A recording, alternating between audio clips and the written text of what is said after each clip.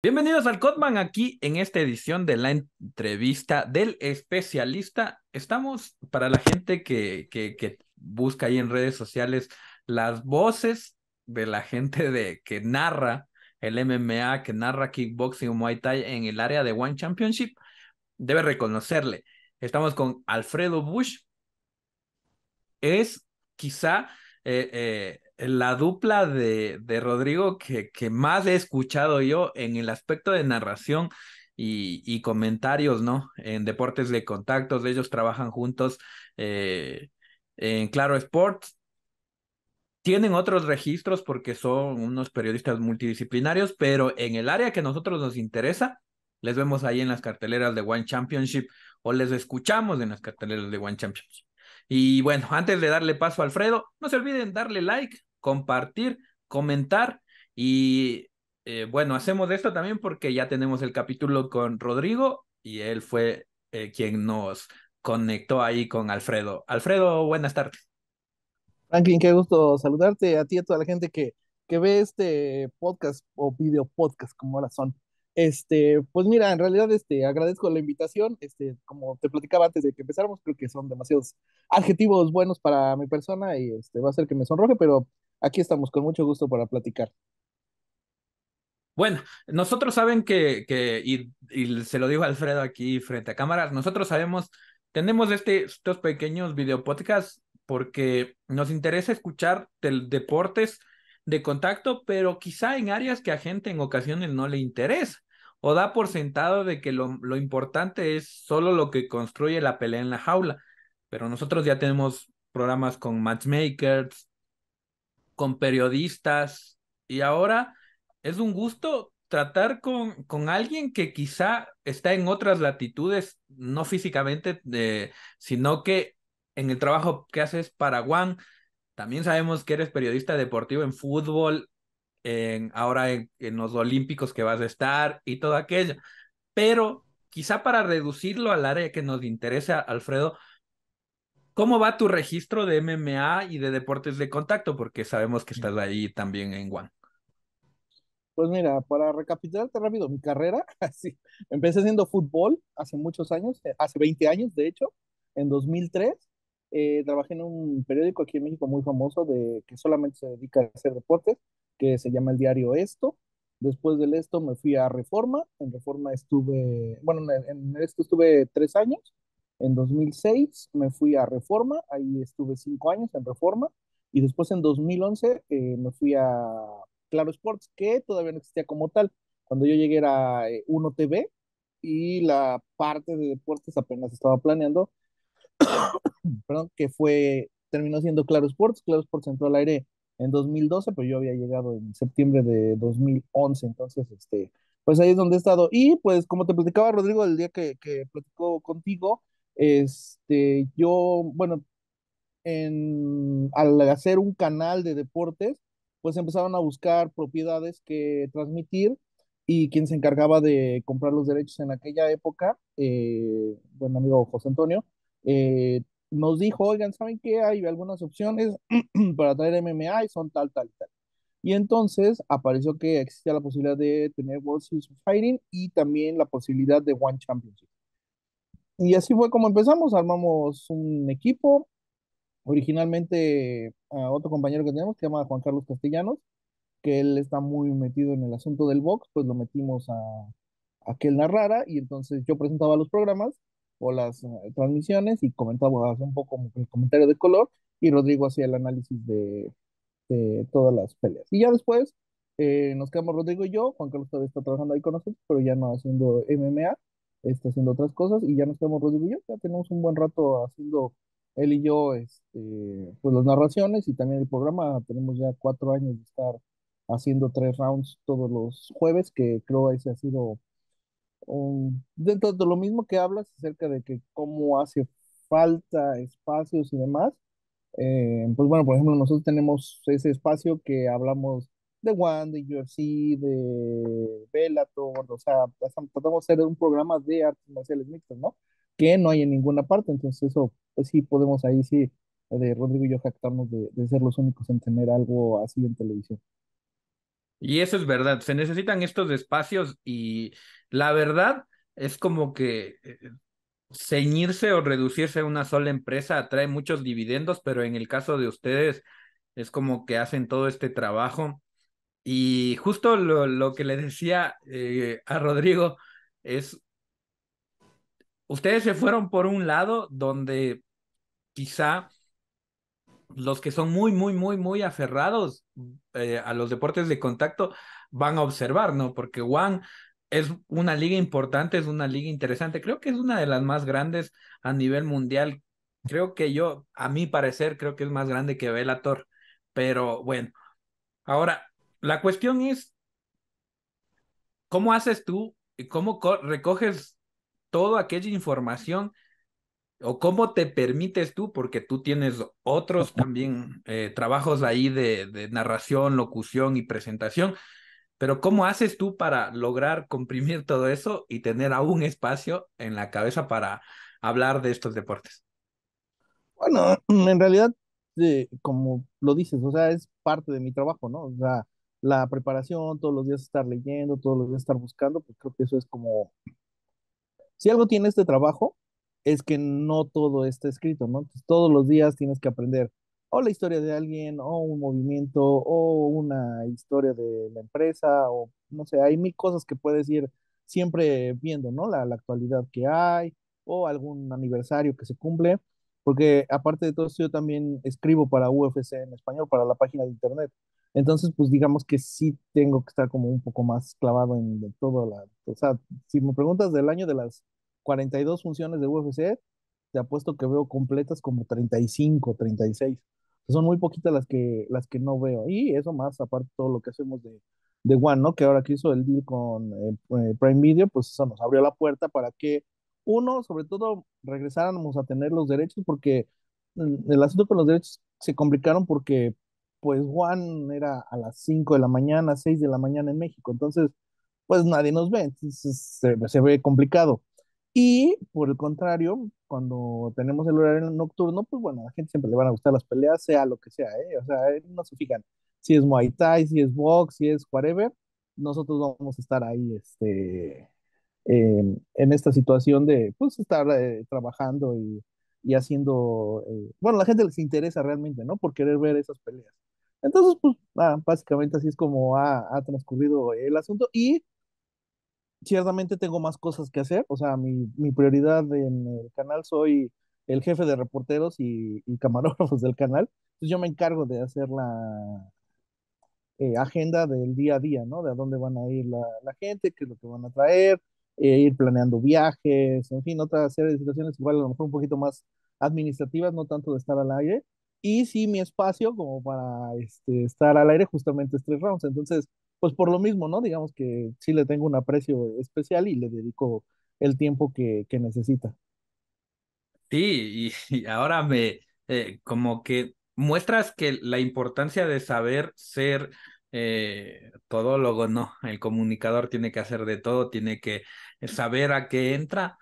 Y bueno, por el área que no, me interesa a mí en esta parte recoger como que las voces es prestarse el tiempo para saber, vayan a ver a la gente que ve estos podcasts, vayan a ver el trabajo, ahí es, aprovechen que está gratis por Claro Sport, por YouTube, porque el momento en el que ya se ponga por sistema de paga, no sé cómo vamos a hacer aquí en Latinoamérica, pero por lo menos hasta que sea gratis, vayan a ver ahí en Claro Sports, que si no me equivoco, la próxima cartelera se viene en septiembre.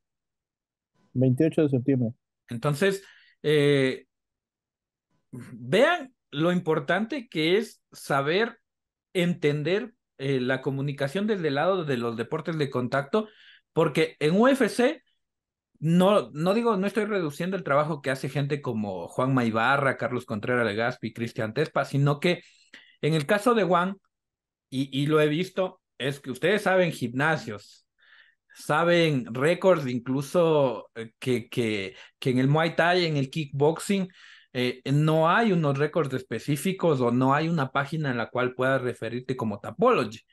Entonces, en ese aspecto, ¿cómo tú haces ese recogimiento o cómo llegas a esa información? Bueno, fíjate, en ese sentido, hay la gente de One, al ser nosotros dueños de los derechos, te dan una guía para las narraciones. Lo mismo hace UFC, también en español y en inglés. Hacen una guía muy detallada de cada uno de los peleadores, incluyendo pues, prácticamente todo su historial, ¿no? Desde cuánto miden, cuánto pesan, cuándo nacieron, dónde nacieron y demás. Y en particular, One sí tiene esa situación de pues, darnos los datos de, por ejemplo, los récords de Muay Thai, de kickboxing, los unen y de Brazilian Jiu-Jitsu para cuando nos toca algún Jiu-Jitsero, ese tipo de situaciones, sí One es como proveedor, ¿no? Que lo mismo pasa con UFC. También UFC cuando manda a sus peleadores, incluso en la página de reporteros de UFC, bueno, la página para quienes cubren UFC, te da la opción de escuchar cómo se pronuncian los nombres, que luego es complicadísimo. Entonces tú le das play a cada uno de los nombres de los peleadores y ellos mismos te dicen cómo es que se pronuncian los nombres. Entonces, sí, cada una de las empresas tiene como que su manera, ¿no? De consentir, por así decirlo, a sus narradores y comentaristas. Sí, quizá es, por ese lado técnico, me sorprende saber todo aquello porque nosotros aquí, por lo menos acá en Ecuador, los periodistas que nos dedicamos a hacer este tipo de trabajo, nosotros nos aprendemos de memoria los nombres, pero yendo a redes sociales, buscando incluso en las fotos yo qué sé, anuncian una pelea para valga la redundancia, para un peleador latinoamericano, que generalmente es lo que más tratamos, y vamos y vemos una foto, y si ahí sale el logo del gimnasio, entonces vamos a buscar en este gimnasio qué es lo que hay y todas esas cosas. Entonces, es Sí, interesante hay saber que algunas cosas que obviamente, pues sí, también nosotros por nuestra parte hacemos como nuestro compilado, ¿no? Perdón que ando medio malo de la garganta. Usualmente igual nos manda una parte, pero la otra parte pues nosotros la investigamos igual y ya al final lo que habitualmente Rodrigo y yo hacemos es que de lo que nos manda Juan y lo que nos investigamos hacemos como nuestra propia guía, porque la de Juan está así súper extensa, nos mandan como 60 páginas, ¿no? Por cada función. Y pues obviamente eso al aire pues tampoco es tan práctico, entonces nosotros hacemos como una guía muy de nosotros que ya tenemos tiempo haciéndola y ya con eso sobre esas notas, pues ya vamos comentando algunas situaciones. sí, eso es bueno a aprender, y eso es lo que a nosotros nos interesa por lo menos. Ahora, hay algo que siempre cae en estas conversaciones que mantenemos con la gente que habla español. Eh, en el caso de México, México se ha vuelto la potencia latina, o como me explicó Rodrigo, hispanoamericana del MMA. Tanto es así que peleadores españoles, europeos, incluso latinos que antes buscaban llegar a Brasil, ahora escogen el camino y quieren llegar a México. Tú en todo este caminar que tienes como periodista, quizá pudiste ser testigo de cómo se dio este encumbramiento del MMA latino, pero teniendo a México como punta de lanza. Mira, yo creo que hay varios factores. El principal fue que los gimnasios mexicanos, sobre todo Entram, que es al que más llegan, pues se dieron a conocer gracias al programa de desarrollo de UFC, ¿no? Entonces, cuando vieron que había peleadores y que podían llegar al UFC, que tenían el potencial para estar en UFC, pues entonces empezaron a buscar la manera de llegar ahí. Yo también pienso que es muy del peleador latino, y no solamente del peleador en general, de la cultura latina, que el lenguaje es prioritario. Entonces, hablando español es mucho más sencillo para muchísimas situaciones que pasar un camino más largo, por ejemplo, el de Santiago Poncinibio, ¿no? Se tuvo que ir a vivir a Brasil, estuvo en el Top Brasil y así fue como encontró la manera para poder llegar al UFC, él siendo argentino hablando español, ¿no? Entonces, son esos pequeños detallitos que creo sí en algún momento terminan por decantar, ¿no? Que a los peleadores les interese más, les guste más, les sea más favorable venir aquí a México que ir a buscar otros lados, sobre todo a Brasil. Aunque, pues sí te diría que en Brasil hay el 200% de gimnasios más que los que pueden haber aquí en México, ¿no? O sea, en México sí están como muy específicos. Entram ha desarrollado mucho, hay algunos otros que están desarrollando su talento local. El otro importante que tenemos está, por supuesto, en Guadalajara con Lobo Gym, con lo que están haciendo con Alexa Grasso, con Irene Aldana, ahora que se ha unido con ellos Lupi Godínez y más la llegada de Diego López y su compañero, pues eso está haciendo grande el gimnasio, ¿no? Pero volvemos, o sea, sí es como que se está convirtiendo en un trampolín gracias a que están viendo cómo se trabaja aquí. Dos, también creo que es fundamental el lenguaje, yo creo que sí influye mucho. Y también la tercera, que sería la gran eh, llegada, porque nosotros tenemos peleadores, los ecuatorianos tenemos peleadores en México, algunos están en Intram, otros están en Bone Breakers allá en Ciudad de México. Y lo que hasta últimamente que pude hablar con uno de los ecuatorianos que están allá en Bone Breakers bajo la dirección del profesor Raúl Sen, es que va a llegar el API, El Performance Institute, sí. el Performance Institute de UFC va a llegar allá a México y que varios peleadores por lo menos están buscando llegar allá por quizá que se les abra una puerta en UFC, ¿no? Sí, por supuesto, esa será una herramienta extra a lo que ya hay, ¿no? O sea, eh, por lo que entendimos y los platicó Forrest Griffin, serán 20 peleadores los que estarán viviendo ahí y seguirán luchando en algunas promociones no tan grandes, pero sí que se han visto al menos en el Fight Pass. Y entonces, pues bueno, ya se puede aprovechar su talento, ¿no? Entonces, creo que por ahí hay una opción importante. El PI en Shanghái sí es muy grande, pero no ha dado los resultados en cuanto a producción, si así se le puede llamar, de peleadores, ¿no? Y aquí, pues bueno, hay una parte importante que es, hay talento, pero falta desarrollarlo. Así acá había un comercial hace muchos años de, hay talento, solo falta apoyarlo. Y aquí básicamente es lo que pasa en general con el MMA en Latinoamérica.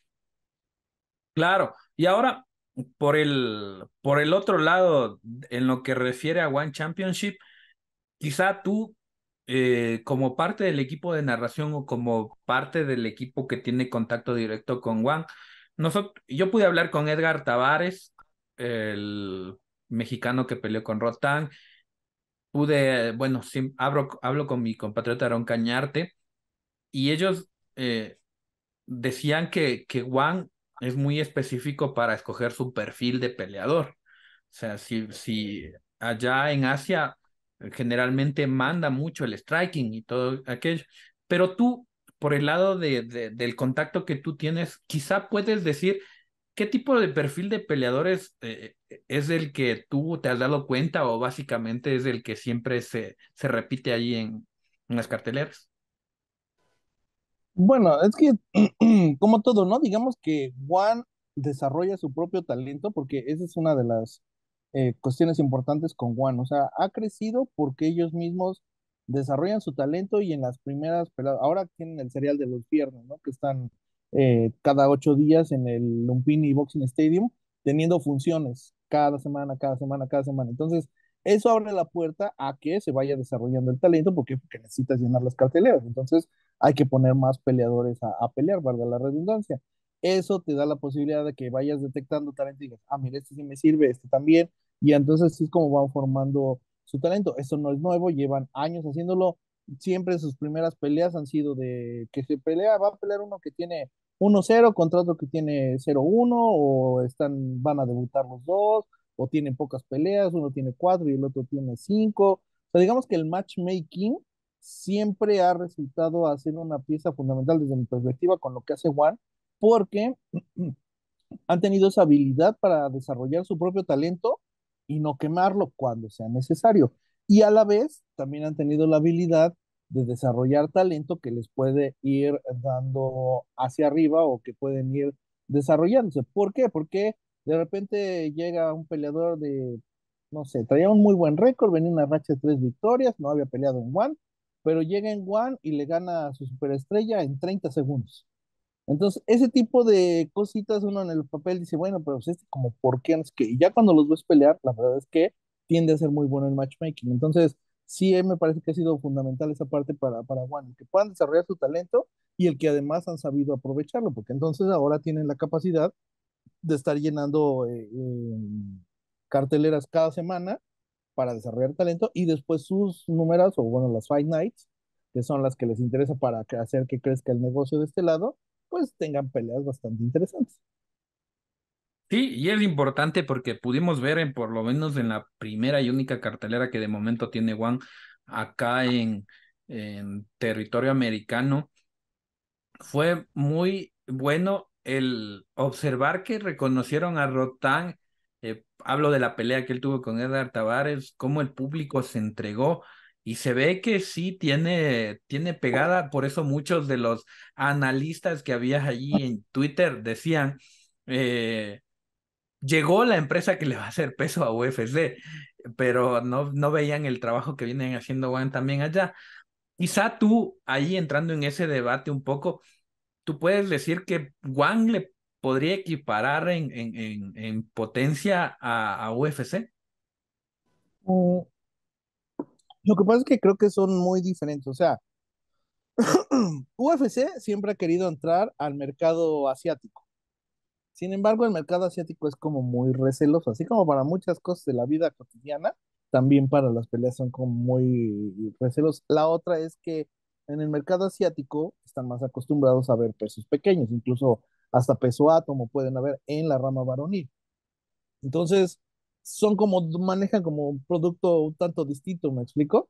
Rising, si te fijas, la mayoría de las son super peleas, pero son en 125, en 135, 35. ya los 155 ya están como muy grandotes para estar en ese tipo de peleas, ¿no? Y también tienen muy buen nivel, pero su nivel está un poquito hacia abajo en cuanto al peso.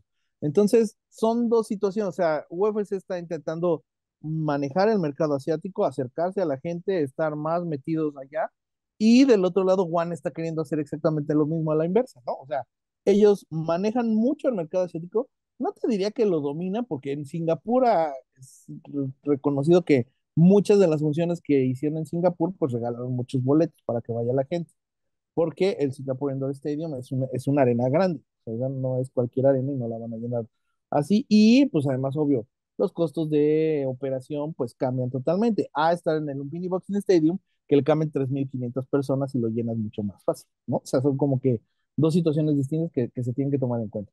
Y la otra es que pues para que UFC vaya a Asia, pues implica toda una logística importante. Ahora que medio ha pasado la pandemia, o que nos ha valido un poco más, pues van a ir ahora a Singapur, pero eso implica mover peleadores de todo el mundo, llevar la jaula, que les permita hacer un montón de cosas, porque además Singapur es como muy especial, pero van a Singapur, ¿por qué? Porque la gente tiene conocimiento de las artes marciales mixtas, porque ya conocen, pues han visto lo que es One, tienen una arena que es importante en la que pueden montar todo el espectáculo como es el Singapore Indoor Stadium, y entonces pues son esos pequeños detallitos que le ayudan a UFC a intentar meterse al mercado asiático, y pues obviamente la cartelera está llena de coreanos, incluso ahora muy similar a lo que, bueno, parecido en cierto sentido a lo que ha pasado con de Ultimate Fighter Latinoamérica, están allá en Asia, tienen el Road to Bruto, UFC, que entonces les ha funcionado, han sacado por ahí dos, tres talentos, las finales del año pasado fueron hace poco, y no les fue nada mal, bastante interesantes los prospectos que presentaron, entonces creo que va más o menos, o sea, los dos como que viven situaciones similares, no creo que se puedan comparar porque lo que hace UFC está en otro planeta y por eso es UFC, pero sí creo que One en Asia es una empresa lo suficientemente reconocida como para poder ir a cualquier parte. Ahora, si te fijas, no van a muchos países. Antes porque podían ir a Birmania y medio los dejaban entrar antes de que pasara todo la situación geopolítica que ahora viven ahí. Después, eh, han ido muy poquito a China, que uno podría pensar que China es un gran mercado, y la verdad es que casi no han ido a China. Y entonces nada más les queda Japón, que tampoco Japón es como que hayan entrado de lleno. Entonces, o sea, sí es una empresa importante, sí, pero está de lleno en todo el mercado porque no tiene tantas carteleras en Japón, no tiene tantas carteleras en China, no tiene tantas carreteras en Taiwán, que podría ser un buen lugar para ir a hacerlas. Y entonces se ha quedado casi siempre en lo que pasa con Singapur, que es un buen lugar, y con lo que están haciendo ahora en Tailandia. Claro, y refiriéndonos al espacio esencial del espectáculo, ¿no? Sabemos que, y eso es lo que a mí me sorprende, porque saben de mucha gente que ve UFC sabe decir que no les gusta en ocasiones el grappling, que no les gusta el piso, y saben decir que buscan peleas o prefieren ver peleas donde haya striking, intercambios brutales y ahí en Guam se da eso, ¿no? Se da muchos knockouts, se da peleas que hasta en las seriales que hacen los viernes, como tú lo dices, son peleas que en cualquier sentido no se sabría escoger a quién le vas a dar el bono de la noche, ¿no? Sí, te digo, esa es parte de la ventaja que hemos encontrado con Juan, que cualquiera puede ganar, cualquiera puede hacer un buen knockout o una buena sumisión.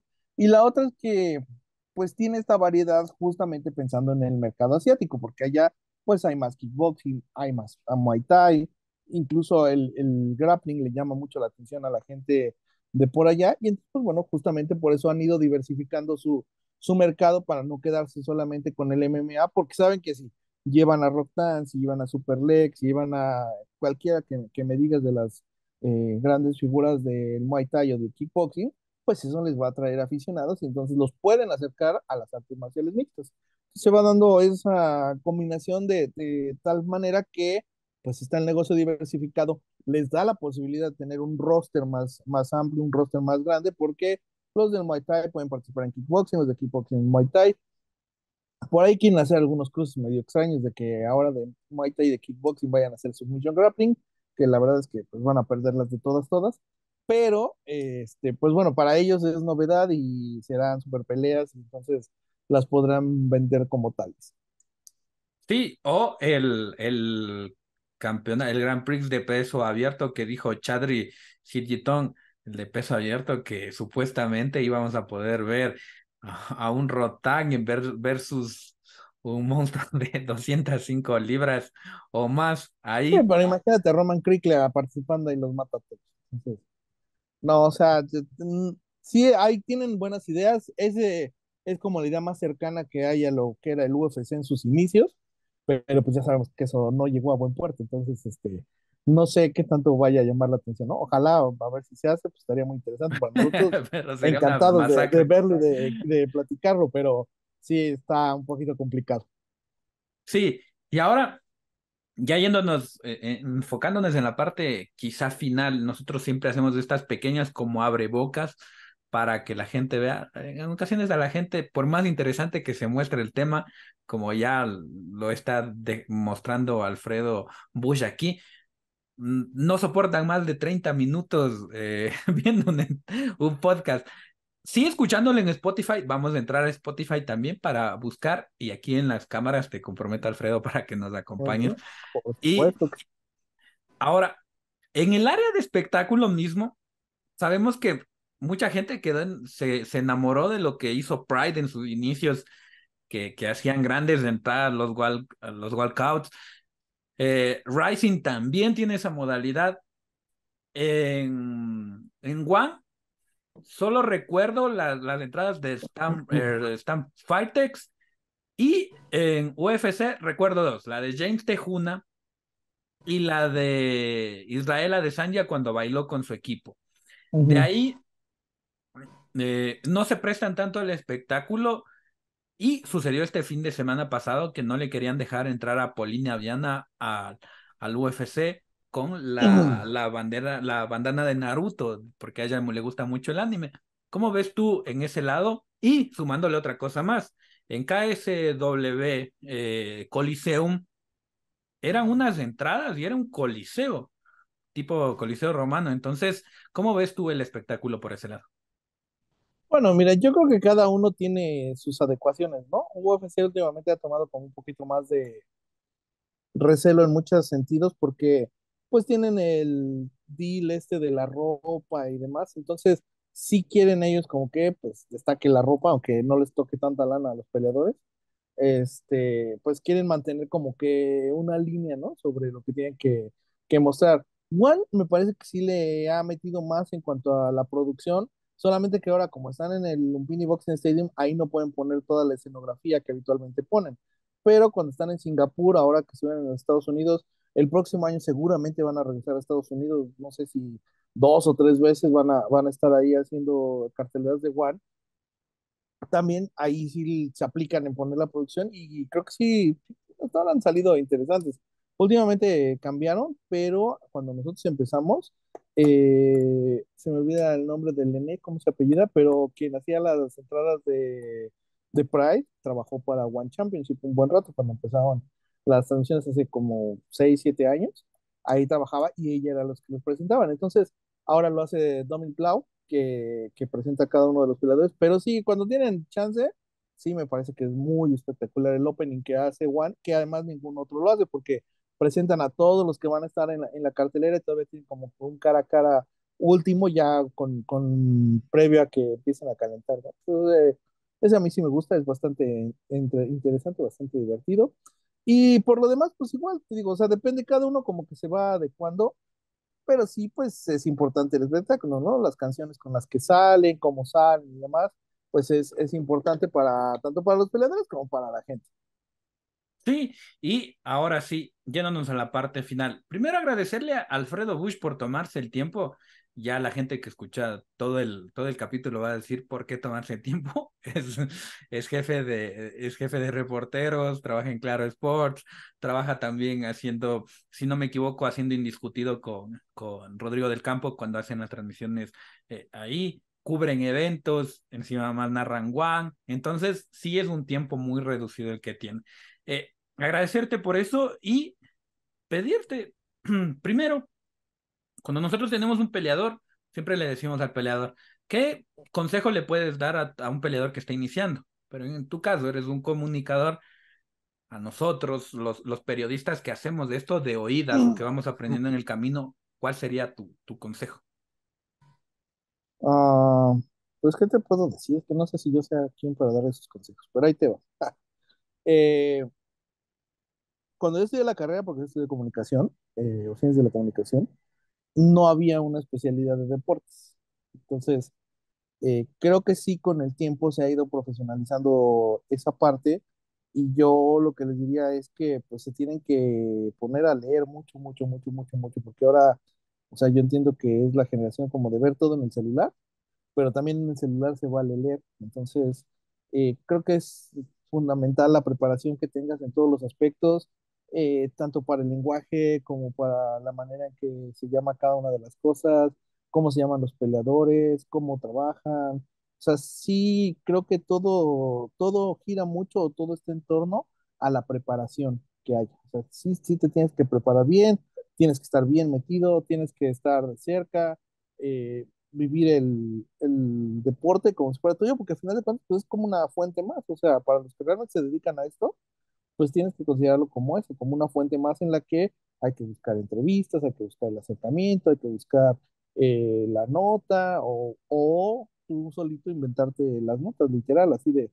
mire, está buena esta comparación de que cuando empezó Conor McGregor y ganó no sé cuántas peleas, comparado con, no sé, la última, cuando peleó con Max Holloway tenía tanto, ese tipo de situaciones, o sea, tienes que despertar esa capacidad de poder crear tus propios contenidos respecto a lo que haya que ver en el periodismo, ¿no? Entonces, a mí me ha tocado vivirlo así, o sea, así como cubría fútbol y si tenía que cubrir a un equipo todos los días, pues igual acá todos los días tienes que estar enterado al menos estar enterado de lo que pasa para que no se trata tanto de que te digan o no te digan o te pregunten o no te pregunten, ¿no? Porque luego ya saben, no falta el que te diga, y aquí le llamamos en México los toritos, así de, ay, ¿y entonces cuántas peleas tienes sin perder X? ¿O cuántas peleas ha ganado? Es que, o sea, no se trata de eso, sino de que sepas aplicarlo, sepas dónde buscar los datos y que tengas el conocimiento para saber en qué utilizarlos, ¿no? Entonces, yo creo que va más por ahí.